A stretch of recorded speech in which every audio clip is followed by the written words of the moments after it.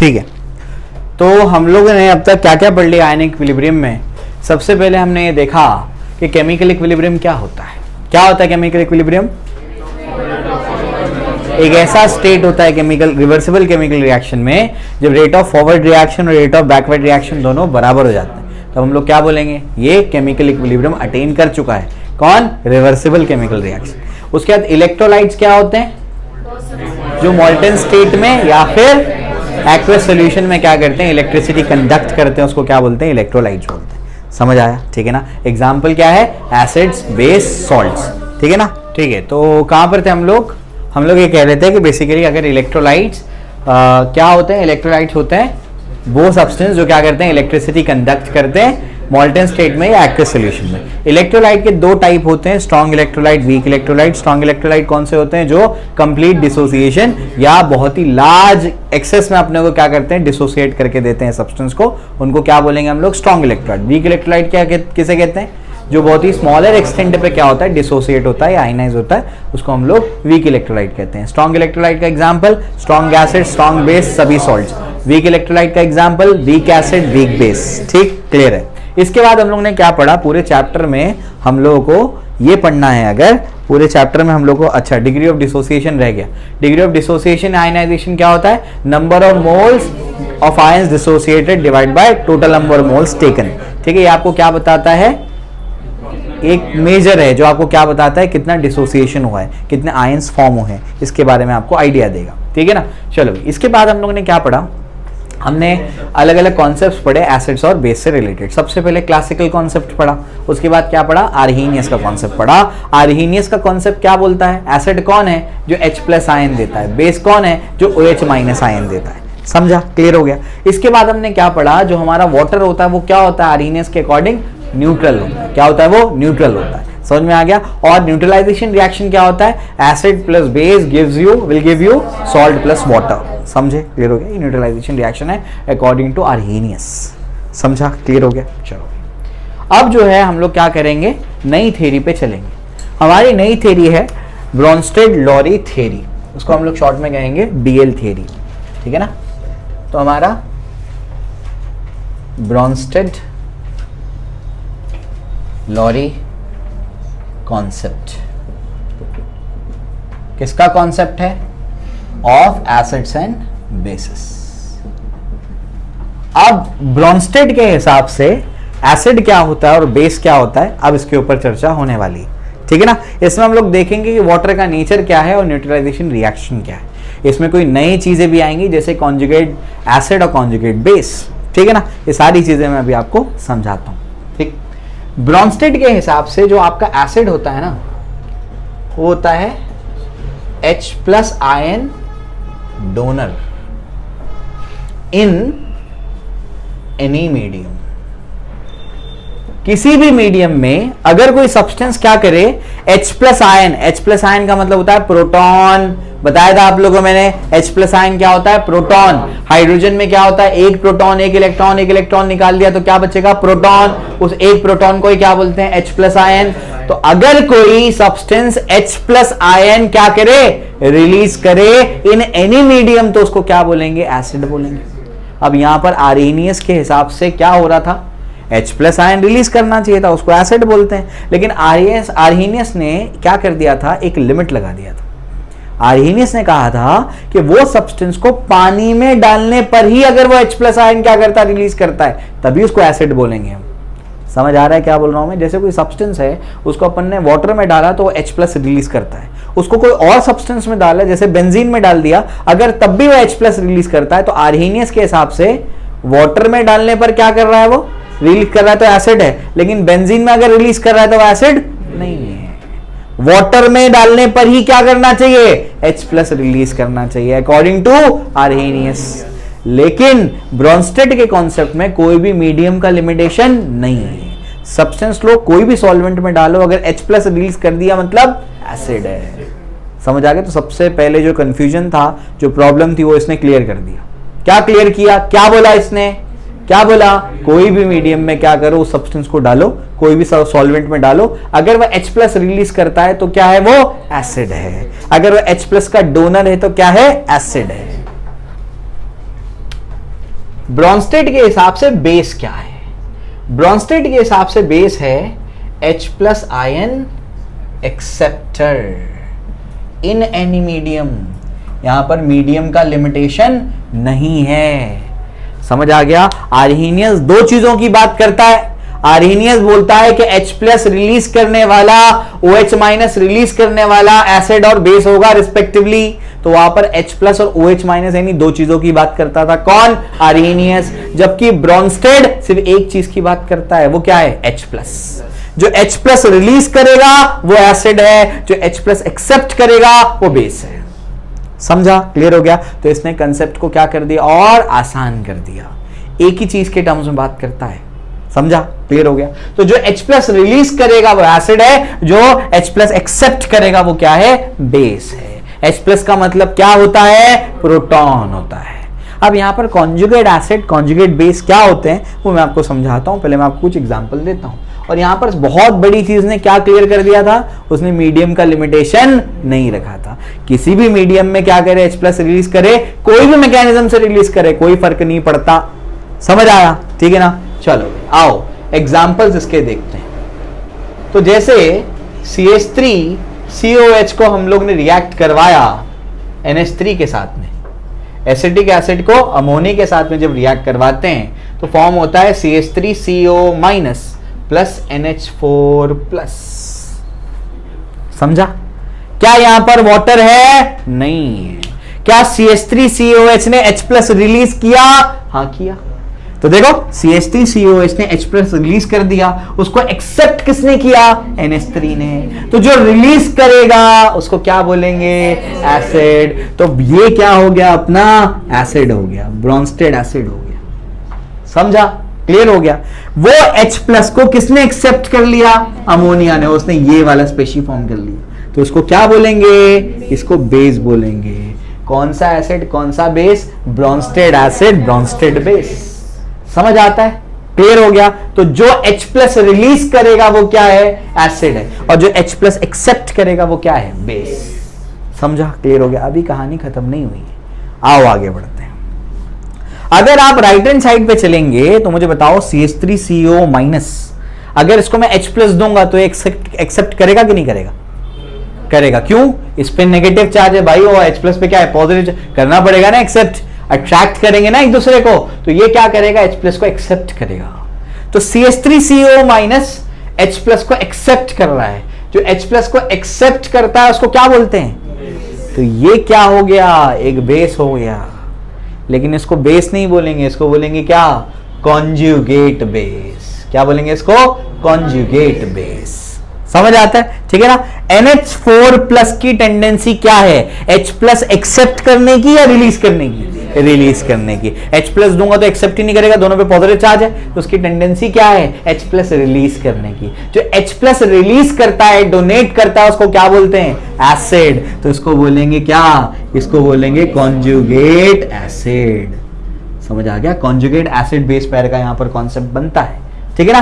तो acid, acid से क्या बना? यहां पर इससे बना कॉन्जुगेट बेस। ये एसिड था, इसने H प्लस रिलीज कर दिया, तो क्या बना? वो कॉन्जुगेट बेस बना। समझ में आ गया? क्यों बना? क्योंकि इसने क्या कर दिया? क्या कर दिया? Donated H plus. समझ में आ गया? इसने क्या कर लिया बताओ? इसने क्या कर लिया? इसने एक्सेप्ट कर लिया। क्या एक्सेप्ट कर लिया? Accepts H plus.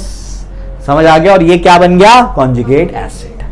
समझा? क्लियर हो गया? तो ये अपना एक एग्जाम्पल हुआ। तो यहां पर जो है जो H प्लस क्या करेगा? रिलीज करेगा, डोनेट करेगा, उसको एसिड बोलेंगे, और जो H प्लस को एक्सेप्ट करेगा उसको क्या बोलेंगे? बेस बोलेंगे। समझ आ गया? उसके बाद एसिड जो है, एसिड से जो यहां पर आपके पास जो ये स्पेशी बनेगी उसको क्या बोलेंगे? कॉन्जुगेट बेस, और बेस से जो स्पेशी बनेगी उसको क्या बोलेंगे? Conjugate acid. समझा? क्लियर हो गया? जल्दी से कॉपी करो और एग्जाम्पल। चलिए आइए, तो अब जो है और रिएक्शंस देखते हैं और क्लियर करते हैं कॉन्सेप्ट को। आइए,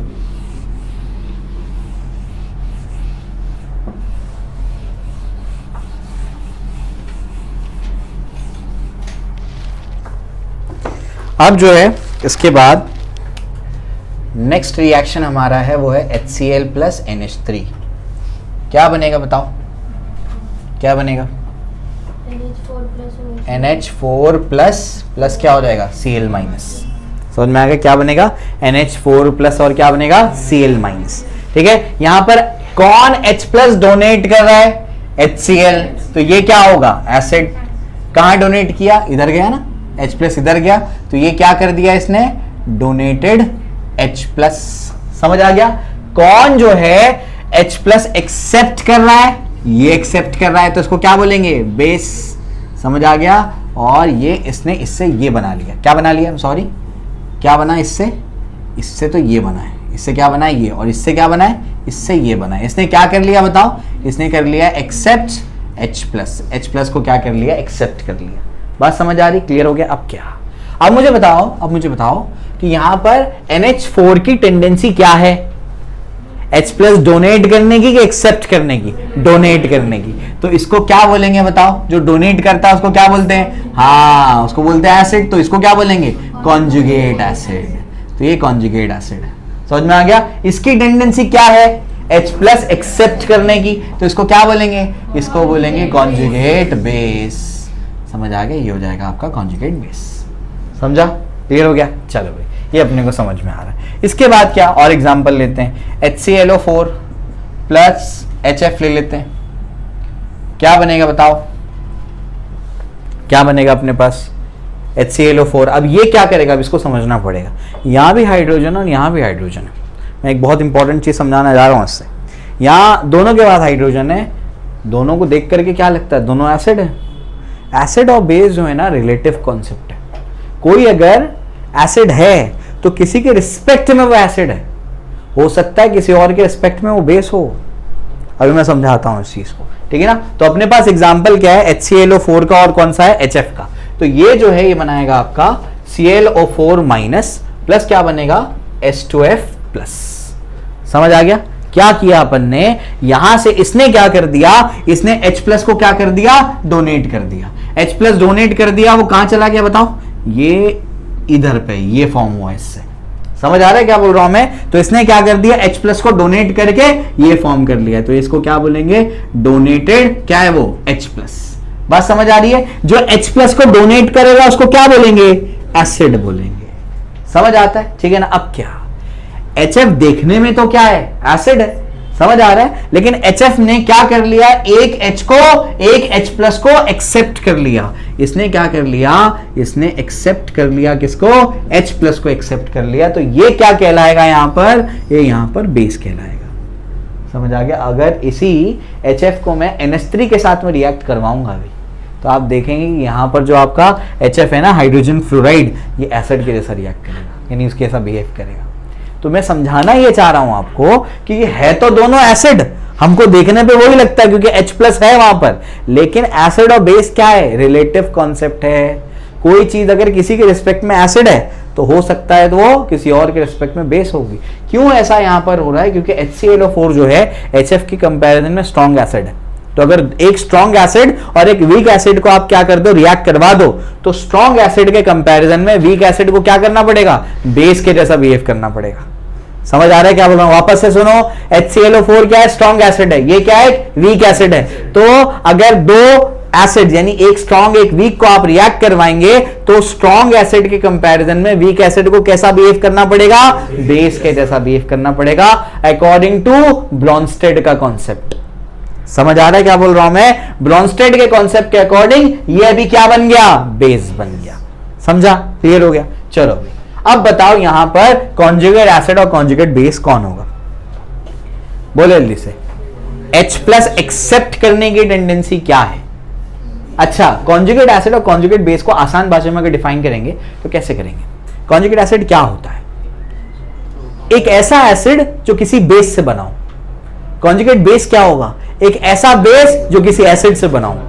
समझ आ रहा है क्या बोल रहा हूं मैं, ठीक है ना। अब बताओ यहां पर इसकी टेंडेंसी क्या है, इसकी टेंडेंसी क्या है H प्लस एक्सेप्ट करने की। जो एक्सेप्ट करता है वो बेस है, तो इसको बोलेंगे कॉन्जुगेट बेस।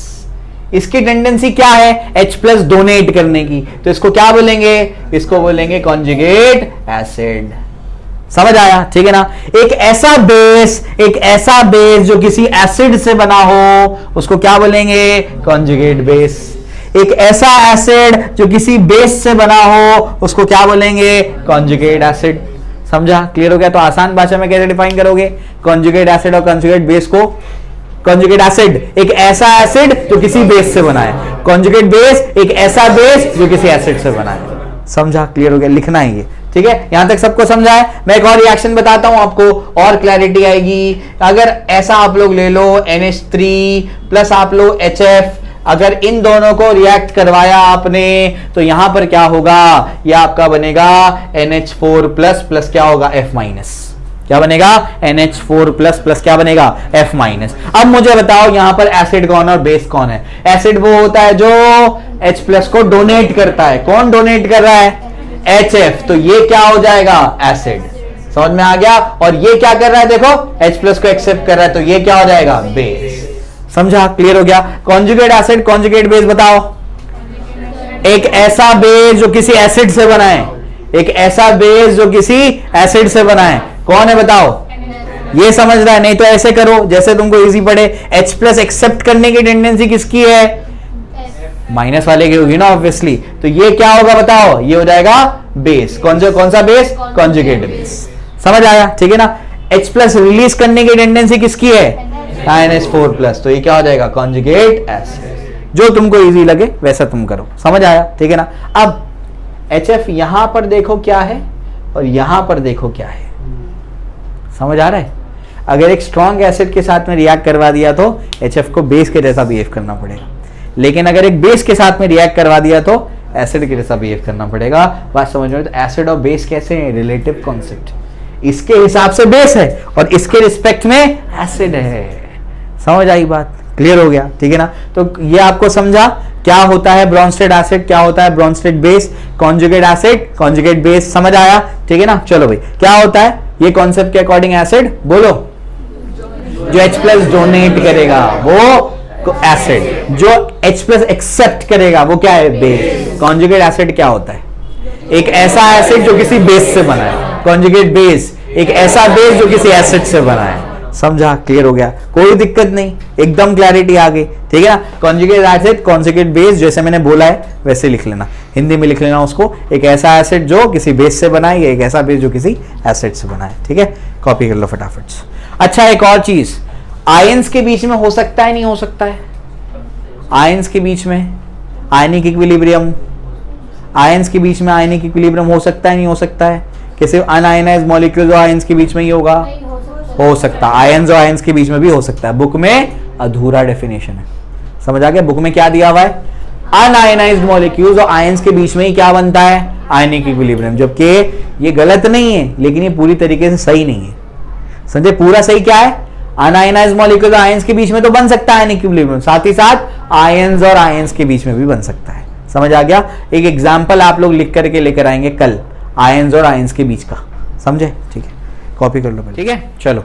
तो यहां तक अपने को सब समझ में आ गया। अब जो है एसिड क्या है, बेस क्या है, कॉन्जुगेट एसिड क्या है, कॉन्जुगेट बेस क्या है, समझा दिया आपको मैंने। डेफिनेशन अपने हिसाब से लिख लेना कॉन्जुगेट एसिड का और कॉन्जुगेट बेस का। क्या होता है? ऐसा एसिड जो किसी बेस से बना हो और ऐसा बेस जो किसी एसिड से बना हो, उसको क्या बोलेंगे? Conjugate acid conjugate base. ठीक है, चलो। अब जो है एक और चीज यहां पर देखो, ये एसिड है और ये इसका क्या है? कॉन्जुगेट बेस है ना? ये देखो, ये एसिड है और ये क्या? इसका कॉन्जुगेट बेस। दोनों में क्या चीज का डिफरेंस आ रहा है? क्या चीज यहां पर एक्स्ट्रा और यहां पर कम है? H plus.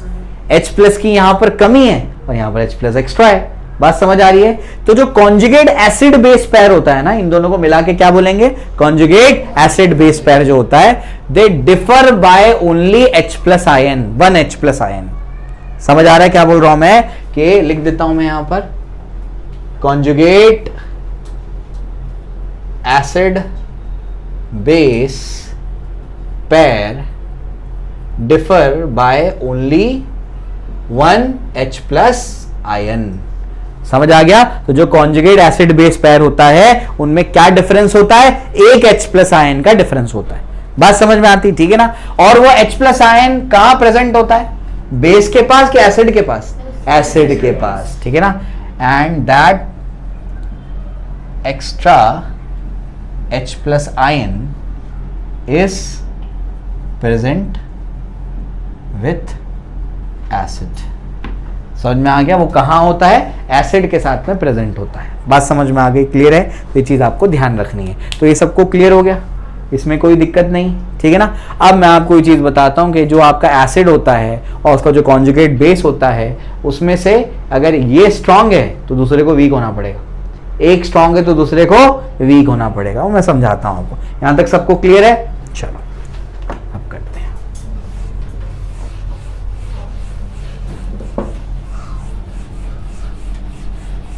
लिख लो इसको जल्दी से।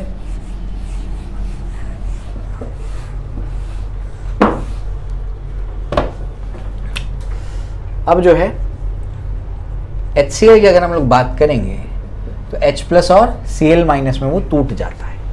हम लोग जानते हैं कि ये एक स्ट्रॉन्ग एसिड है। ये स्ट्रॉन्ग एसिड तो है लेकिन ये लेस स्टेबल होता है। जब ये ऐसा होता है ना तब उसकी स्टेबिलिटी क्या होती है? कम होती है।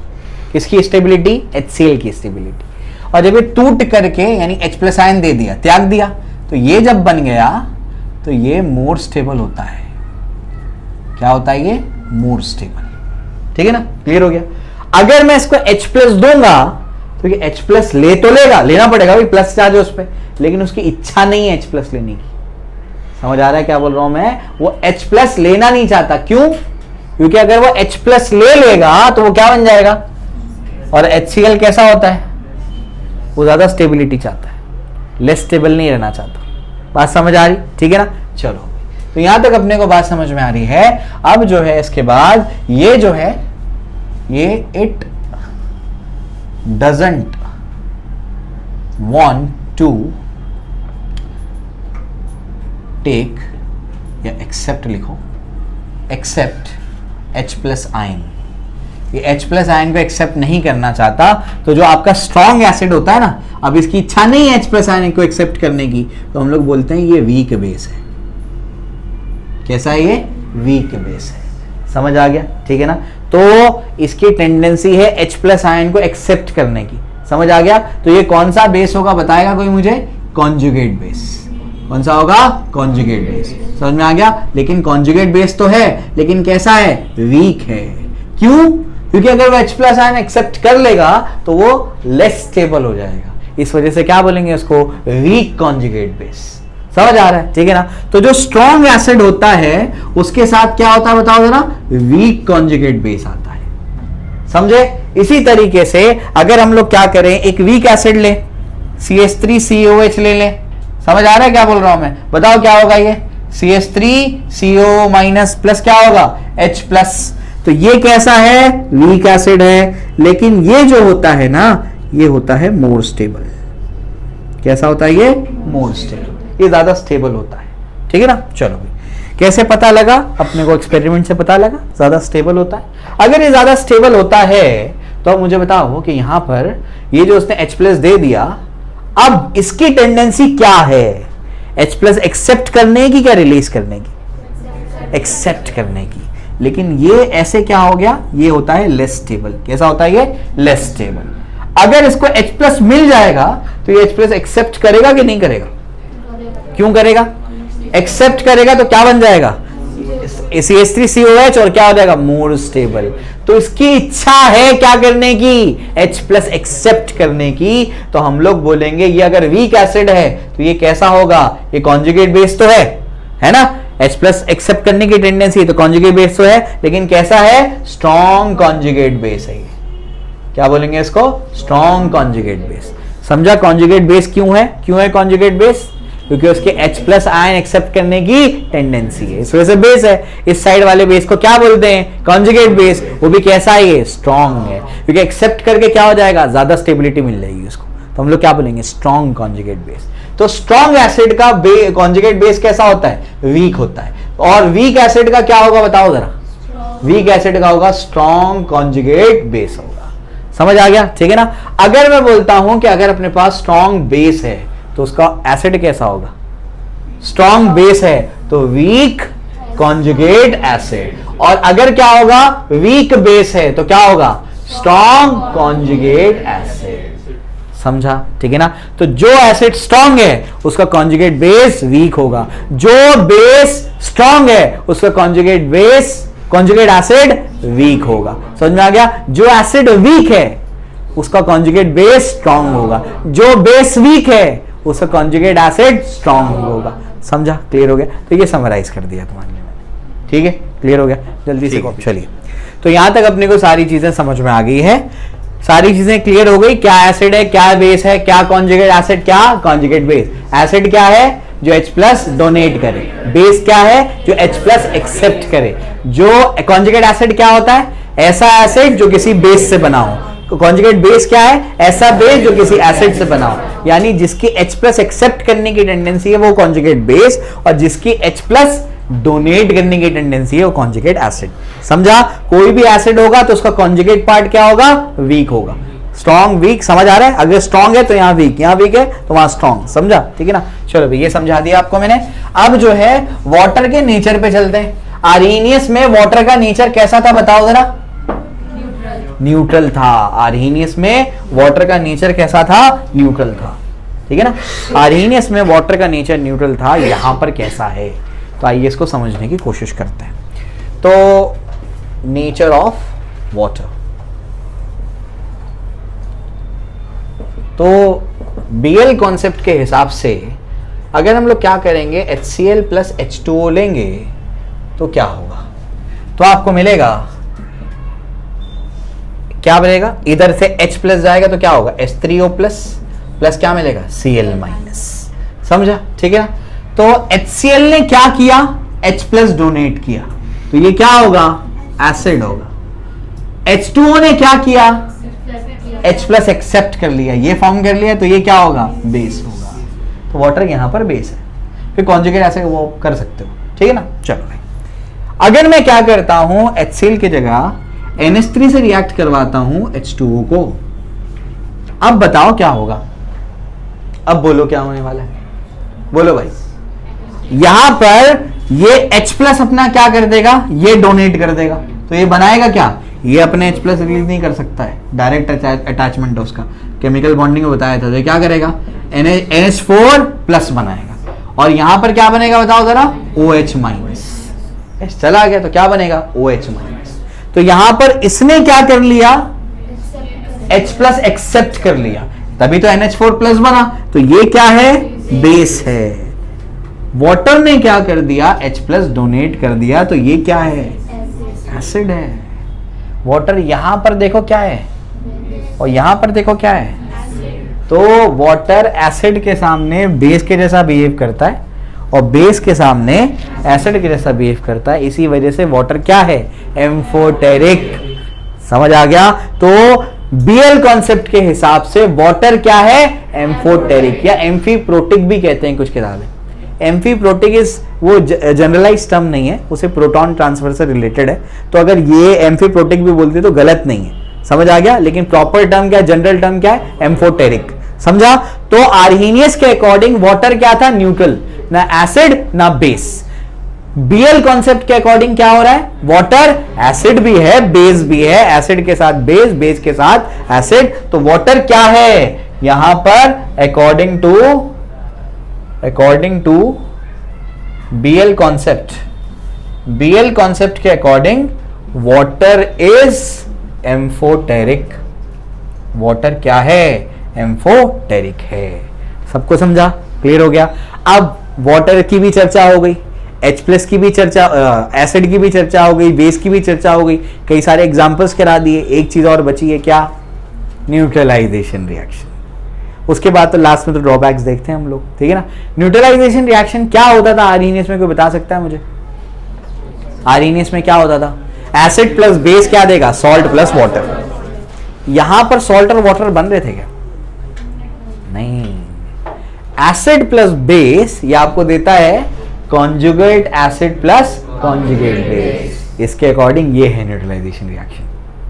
समझा, क्लियर हो गया। इसको कॉपी करो, फिर वो लिखाता हूं। चलिए, तो अब जो है हम लोग क्या करेंगे, न्यूट्रलाइजेशन रिएक्शन को देखेंगे। न्यूट्रलाइजेशन रिएक्शन क्या होता है इसमें,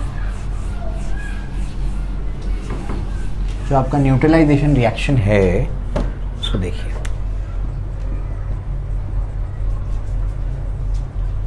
न्यूट्रलाइजेशन रिएक्शन। तो न्यूट्रलाइजेशन रिएक्शन आर्हेनियस में क्या होता था, acid plus base will give you salt plus water. ठीक है, आपने 10 तक यही पढ़ा था, तो आप क्या कर रहे हैं, उससे कुछ एडवांस चीजें पढ़ रहे हैं। ठीक है ना, तो यहां पर क्या कहता है, यहां पर होता है एसिड प्लस बेस, ये आपको क्या देता है, ये आपको देता है कॉन्जुगेट एसिड, हाँ कॉन्जुगेट एसिड प्लस क्या देता है, कॉन्जुगेट बेस। समझे, कॉन्जुगेट एसिड और कॉन्जुगेट बेस। ठीक है ना, तो बीएल कॉन्सेप्ट के अकॉर्डिंग ये होता है। ठीक है, क्लियर हो गया। इसके बाद के कुछ ड्रॉबैक्स हैं। ड्रॉबैक्स में क्या है, ड्रॉबैक्स में वही है कि जिनके पास H प्लस होगा वही एसिड कहलाएंगे, जिनके पास H प्लस नहीं है या एक्सेप्ट नहीं करते, जो H प्लस एक्सेप्ट नहीं करते उसको क्या बोलेंगे, वो बेस नहीं। जबकि कुछ ऐसे सब्सटेंस होते हैं जो H प्लस एक्सेप्ट नहीं करते लेकिन फिर भी क्या है, वो बेस है। समझे, तो ये लिखने की जरूरत नहीं है, काम का नहीं है। यहाँ तक सबको समझा, इंपॉर्टेंट चीजें समझ आई।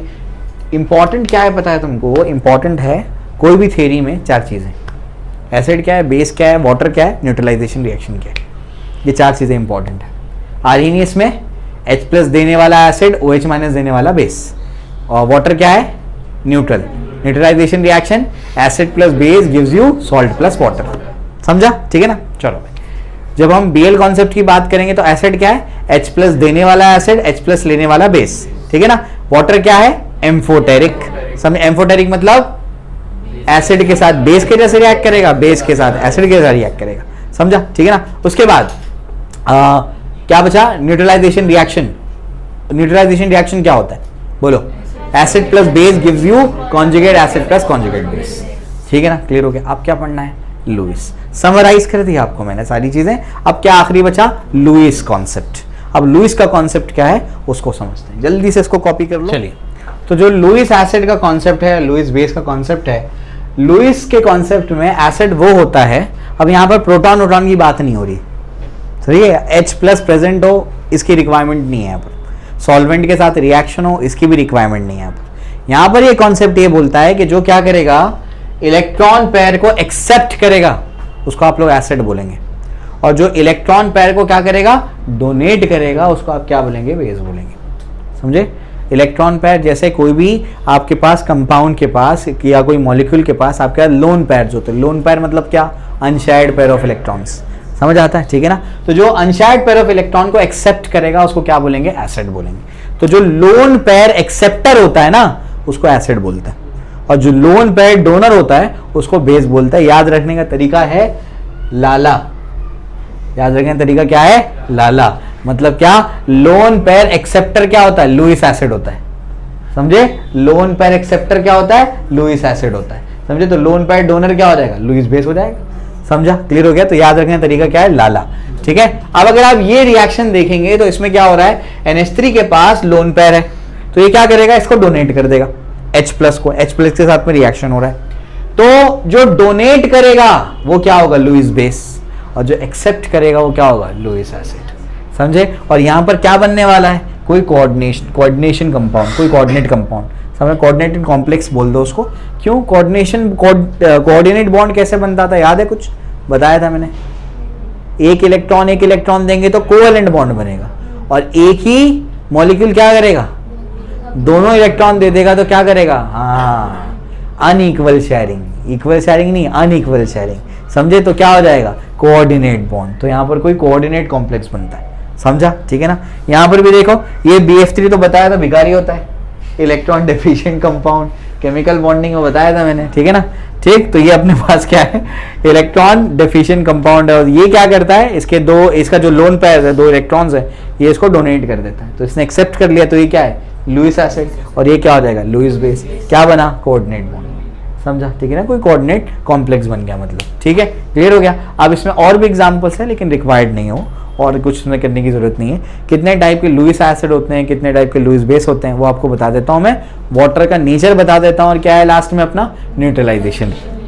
ठीक है, क्लियर हो गया। जल्दी कॉपी करो, फिर वो कवर कर लेते हैं, खत्म हो जाएगा। चलिए, तो नेचर ऑफ वाटर में क्या होगा, जैसे H2O जो है वो H प्लस के साथ में रिएक्ट करेगा, तो इसके पास लोन पेयर्स होते हैं, अनशेयर्ड पेयर ऑफ इलेक्ट्रॉन, तो ये इसको डोनेट कर देगा। तो जो इलेक्ट्रॉन्स को डोनेट करता है उसको क्या बोलते हैं, बेस। समझ में आ गए। तो यहां पर जो आपका लुईस का कॉन्सेप्ट है उसमें वाटर क्या है, बेस है, इट्स अ लुईस बेस। समझे, लुईस के कॉन्सेप्ट में, ठीक है।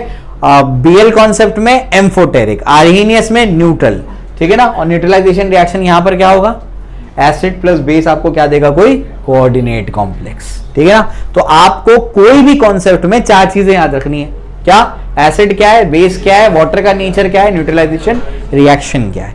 आर्हेनियस में एसिड क्या है, जो पानी में डालने पर H+ रिलीज कर दे। बेस क्या है, जो पानी में डालने पर OH- रिलीज कर दे।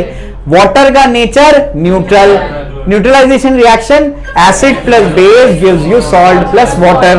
बीएल कॉन्सेप्ट में एसिड क्या है, जो किसी भी मीडियम में H+ रिलीज कर दे। बेस क्या है, जो किसी भी मीडियम में H+ एक्सेप्ट कर ले। समझ आ गया। वाटर का nature amphoteric, neutralisation reaction acid plus base gives you conjugate acid plus conjugate base. समझा, ठीक। इसके बाद लुईस के कॉन्सेप्ट में एसिड क्या है, लाला, लाला यानी क्या, lone pair acceptor, electron pair acceptor, वो क्या है, एसिड। समझ आता है। और इलेक्ट्रॉन पेयर डोनर बेस, समझा, ठीक है ना। वाटर का नेचर लुईस बेस, बेसिक है यहां पर, वाटर बेस है, समझ आ गया। उसके बाद और neutralization reaction acid plus base gives you कोई कोऑर्डिनेशन कॉम्प्लेक्स, कोई कोऑर्डिनेट कंपाउंड। समझा, क्लियर हो गया। तो यहां पर हमारे जो अलग अलग थेरीज है एसिड्स और बेसिस से रिलेटेड, वो हमने कंप्लीट कर ली। तो मैंने काफ़ी चीज़ें समझाई हैं, डिटेल में अलग अलग चीज़ें आपको समझाने की कोशिश की है। टेक्स्ट बुक से अगर आप सिर्फ रीड करते तो आपको ये कुछ भी समझ में नहीं आता। वो थोड़ा बहुत इक्का दुक्का एग्जाम्पल दे करके खत्म कर दिया है टेक्स्ट बुक में। ये भी नहीं बताया उसने कि जो वाटर का एम्फोटेरिक नेचर है वो कौन से कॉन्सेप्ट के अकॉर्डिंग है, वो भी डिस्कशन नहीं हुआ इसमें। समझे, ठीक है ना। तो सारी चीज़ें आपको मैंने डिटेल में समझा दी है। इसके बाद जो है हम लोग ionization of acids and bases पे जाएंगे, ठीक है। क्लियर हो गया। आई होप आपको सारी चीज़ें समझ में आई होंगी, ठीक है। मिलते हैं नेक्स्ट लेक्चर में।